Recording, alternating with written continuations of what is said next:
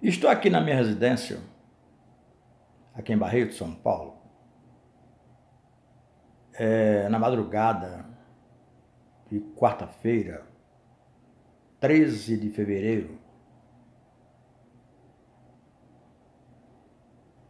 do ano em curso, estudando a Palavra de Deus, como eu faço sempre. Este é o meu hábito, estudar a Palavra de Deus de domingo a domingo, todos os dias do ano.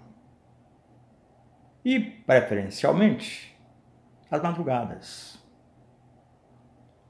Por quê? Porque nesse período do dia, na passagem de um dia para o outro, é que a gente desfruta de um silêncio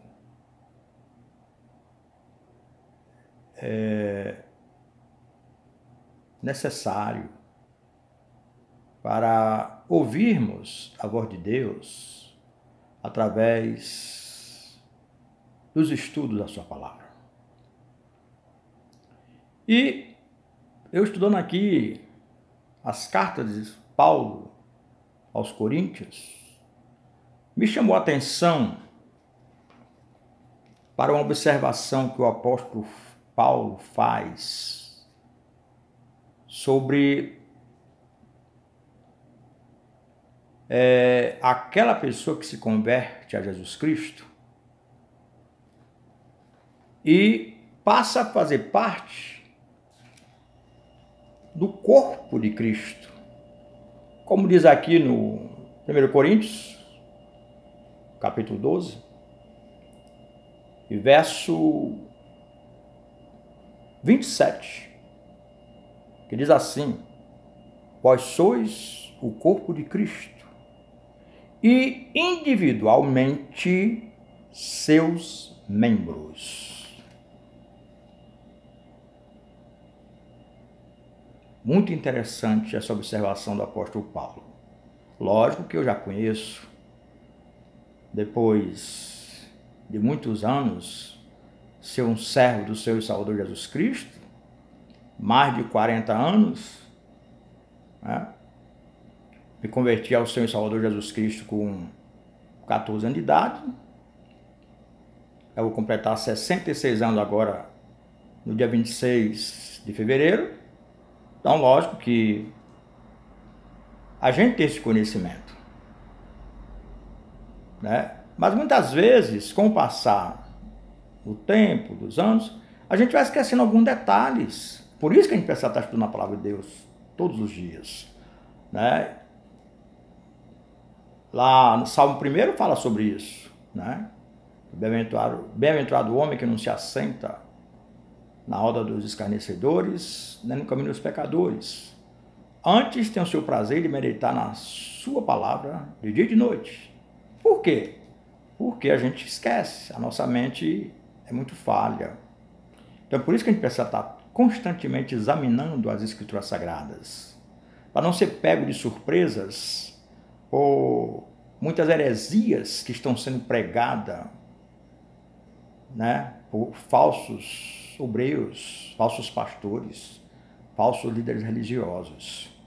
Então é a Bíblia Sagrada que nos prepara, né, e nos dá elementos necessários e suficientes para não cairmos nas ciladas destes mercenários dos últimos dias. E o que chama atenção nesse versículo aqui, neste versículo 27 de 1 Coríntios, capítulo 12, é exatamente a expressão: vós sois o corpo de Cristo e individualmente seus membros. Eu já falei sobre esse assunto em vídeos anteriores. Quando eu me refiro nos vídeos anteriores, o que significa a Igreja de Cristo, com a interpretação que deve ser dada para o termo Igreja de Cristo. Igreja de Cristo não são templos construídos por homens aqui na Terra, né? Sempre, em vídeos anteriores eu falo, né, abordo esse assunto exaustivamente. Porque muitas pessoas que não conhecem a palavra de Deus são leigas, e muitas delas também são ingênuas, que ficam ouvindo esses líderes religiosos falando de seus grupos religiosos, de seus templos criados, dando o nome de fantasia, de igreja. É mentira. Não são igreja. Nenhum grupo religioso neste mundo pode se autodenominar de Igreja de Jesus Cristo, né? E agora, a gente, estudando aqui a palavra de Deus, repito, me deparo com esse versículo que vem coincidir com o que eu tenho abordado em outros vídeos, acerca da definição da Igreja de Cristo. A Igreja de Cristo é toda pessoa que se converte a Ele, nasce de novo da água do Espírito Santo, transforma-se em uma nova criatura, né, e passa a ser uma nova criatura. Ou seja, o que quer dizer nova criatura?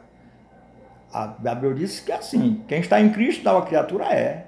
Eis que tudo se fez novo, as coisas velhas já passaram. Ou seja, os pecados que cometiam antes, as coisas erradas que praticavam antes, ele abandona, porque agora é uma nova criatura em Cristo. Ele nasceu de novo, nasceu espiritualmente, abandonou todo pecado, todo mundo do pecado, perde o desejo de praticar todo tipo de carnalidade, né? Não é que ele não vai continuar pecando, vai.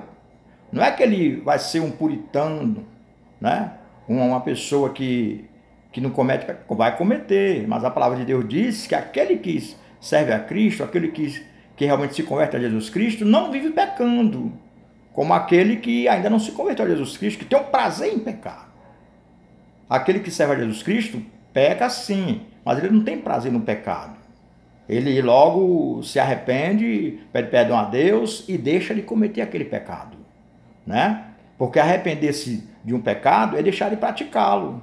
Não é pedir perdão a Deus e continuar cometendo aquele mesmo pecado, né? Então aqui, esse versículo de 1 Coríntios 12 reforça essa nossa tese de não aceitar, de não comungar com essa definição que os líderes religiosos dão ao termo Igreja de Jesus Cristo, atribuindo a um templo, né, construído por mão de homens, né, a denominação de igreja. Colocam lá o rótulo bem em frente: igreja tal, igreja tal, igreja tal. E é mentira, não é igreja. Ali é um templo comum, é um espaço físico que as pessoas reservam para desenvolver qualquer atividade, inclusive a atividade de buscar a Deus, né? Você pode dizer que esse espaço físico você pode definir como uma casa de oração. O Templo de Salomão, por exemplo, quando Jesus Cristo foi lá expulsar os vendedores lá no templo, Jesus Cristo não disse que aquilo ali era a igreja de Jesus Cristo. Ele usou o termo de casa de oração. Então, em casa de oração, você pode fazer até na sua própria casa. Por quê? Porque quem é a igreja de Cristo é você, que se converteu a Jesus Cristo. Não são templos religiosos, né? Porque aí passa a existir duas igrejas. Uma igreja falsa, né? E a igreja verdadeira. A igreja falsa é essa, que eles constroem templos ou alugam, né, pontos, tipo pontos comerciais, aí coloca lá o título da denominação que ele está representando aqui no mundo, né?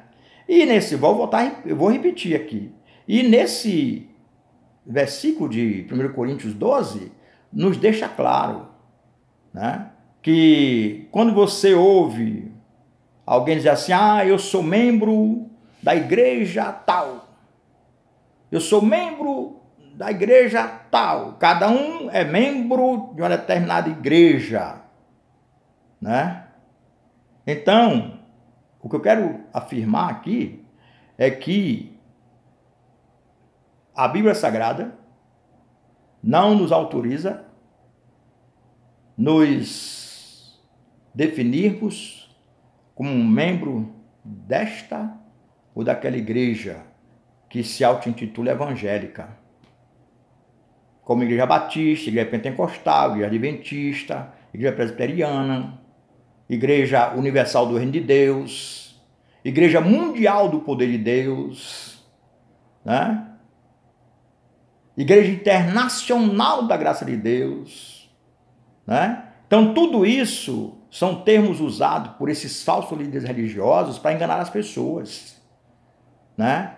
Porque se você tornar-se membro dessas instituições religiosas, você pode ter certeza que o caminho da salvação para a sua alma está muito distante, está muito longe.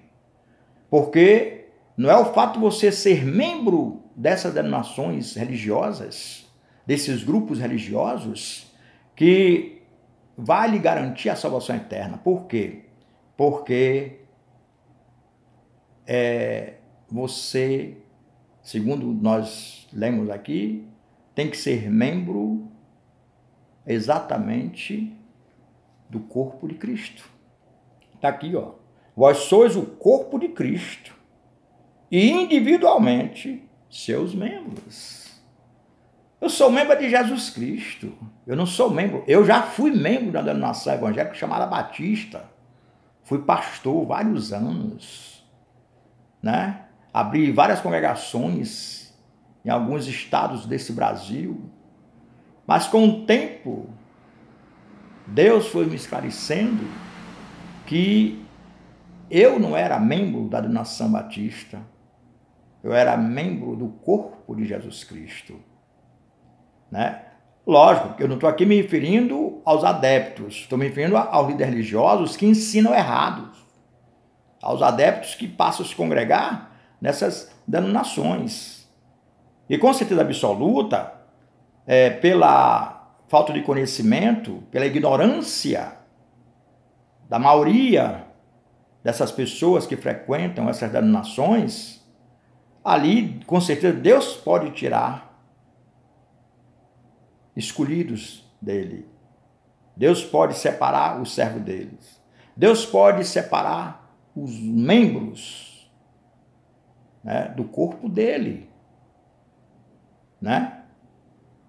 Então, estou mostrando aqui mais uma vez a astúcia desses falsos líderes religiosos, desses falsos pastores, né? Dessas falsas pastoras. Por exemplo, o próprio termo pastora não tem base na Bíblia. Lá em Timóteo fala quais são as condições de alguém se tornar um ministro do Evangelho, um pastor. Lá só fala o homem. E diz assim, se alguém deseja exercer o episcopado, quer dizer, o ministério sacerdotal, excelente obra deseja. Necessário é que o homem seja marido de uma só esposa, tenha os seus filhos em sujeição, né? E que saiba governar bem a sua casa. Porque se não souber governar a sua casa, como é que vai governar a igreja de Deus? A igreja aí são as pessoas. Governar significa administrar, orientar, cuidar, zelar, com amor. Entendeu? Não é com vara, como a maioria faz, não. Com intimidação, com exigência de pagar o dízimo, que é outra prática completamente equivocada que eles vivem ensinando aos seus adeptos para que eles possam viver uma vida nababesca, uma vida tranquila, sem fazer força, né? Porque o dízimo só foi cobrado lá no Velho Testamento, né? Então o dízimo passou a fazer parte da lei de Moisés, né? Então se pagava o dízimo por isso, porque era uma exigência da lei naquela época. E os dízimos, mesmo assim, o dízimo era usado para mantimentos. E mantimentos em qualquer idioma no mundo significa alimentação. Que era para alimentar os levitas, né? Que cuidava do ministério o cântico, né? Aos sacerdotes, aos profetas e aos órfãos e às viúvas. Né? Então o dízimo tinha essa finalidade. Hoje não. Hoje o dízimo se transformou em uma galinha dos ovos de ouro para a maioria dos líderes religiosos, né? Que exigem, né? Que os seus adeptos paguem o dízimo religiosamente, né? E que no Novo Testamento não se fala mais no dízimo, os apóstolos não falavam em dízimo, né? Só quem falou em dízimo no Novo Testamento foi Jesus Cristo, assim, 2 vezes, mencionando de forma crítica. Tem outros termos lá que falam em dízimo, mas na cobrança de dízimo não tem mais, né? Então, até porque os apóstolos, né, Jesus Cristo, foram membros de nenhuma denominação. Nem os profetas, nem os sacerdotes não foram membros do Templo de Salomão. Nenhum deles. A Bíblia não fala isso. Por quê? Porque eles entendiam que eles, ao se converterem, se tornaram corpo de Cristo e individualmente seus membros. Então você que está me escutando, você que assiste os meus vídeos, analise, examine na Bíblia Sagrada isso que eu estou lhe falando. E se você ainda não entendeu o que é ser membro, né, do corpo de Cristo, né? Você está aqui, ó. Vós sois o corpo de Cristo, individualmente seus membros. Então, quando eu me converti a Jesus Cristo, eu me tornei parte do corpo de Cristo, né? Então, se eu sou membro individualmente dele, eu não tenho que me tornar membro de uma denominação para me identificar ao mundo que sou crente em Jesus Cristo, que sou servo do Senhor Jesus Cristo, né? Então, eu tenho que dizer para o mundo que eu sou membro do corpo de Jesus Cristo, ou seja, eu sou igreja viva do Senhor aqui na terra. Eu sou a igreja viva de Deus aqui no mundo, né? A igreja do Senhor não tem CNPJ e nem nome de fantasia, que eu já falei isso muito. A igreja do Senhor só tem identidade, CPF, título eleitoral, carteira de trabalho, né? E outros documentos. E nome próprio, que é Walter Desidério Barreto, Igreja Viva do Senhor e Salvador Jesus Cristo, né? Todos os nomes de denominações aí que eles colocam, igreja, vou repetir, Igreja Adventista, Igreja Católica Apostólica Romana, Igreja Batista, Igreja Pentecostal, Igreja Universal do Reino de Deus, tudo isso é mentira. A Bíblia não dá nenhuma base para você ostentar um título de fantasia se passando por Igreja de Jesus Cristo. É mentira. A Igreja de Jesus Cristo não precisa ter registro CNPJ para se identificar ao mundo como Igreja do Senhor Jesus Cristo. Porque a Igreja de Jesus Cristo, ela foi edificada sobre pessoas, né? E não sobre pedras, como a própria palavra de Deus fala, que Deus não habita em templos feitos por mão de homens. Então a Igreja de Jesus Cristo, ela se reúne em qualquer lugar, até debaixo da ponte, qualquer lugar, na sua casa. Quando Jesus Cristo disse, onde estiver 2 ou 3 reunidos em meu nome, aí estarei eu no meio deles. Então você pode se reunir na sua casa, com a sua família, com outros irmãos que professam a mesma fé sua, e na sua casa você pode transformar em uma congregação. A Igreja de Cristo se congrega, sim, em assembleias. Lá no Velho Testamento fala que o povo de Deus, o povo de Israel, se congregava em assembleia, né? Assembleia para tratar dos assuntos concernentes às leis do Velho Testamento. Então, assim também, né? Jesus Cristo não mandou ninguém construir templos para ser adorado pela sua igreja. Os apóstolos, muito menos. Lá no Novo Testamento, aqui no Novo Testamento, nas cartas de Paulo, Paulo se dirige à igreja do Senhor local, dizendo assim: a igreja que está na casa do irmão fulano e tal, a igreja que está na casa da irmã fulano e tal. A igreja ali era os irmãos. Então a igreja do Senhor Jesus Cristo se reúne em qualquer lugar que quiser. Não precisa registrar, criar uma associação e dar um título, associação de igreja fulano e tal, para se identificar ao mundo que é uma igreja. Quero dizer também, vou repetir mais uma vez aqui, que eu já falei em vídeo anterior, que todas essas denominações que estão usando o nome de Deus em vão, como título, né? Usurpando um título que não é deles, que são dessas entidades de igreja, está prestes a deixar de existir, porque as pessoas estão já tomando ciência de que estão sendo lesados em suas mentes, estão sendo explorados na sua consciência.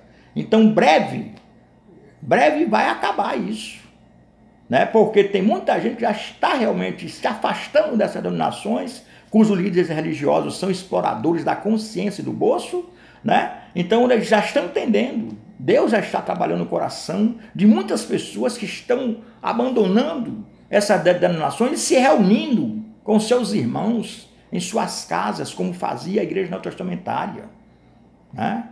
Então, minha gente, está aqui mais uma comprovação de que a igreja de Jesus Cristo, ela não tem necessidade, ela não precisa de se tornar membro de uma denominação religiosa, de uma religião, de uma seita, para se identificar como igreja de Cristo.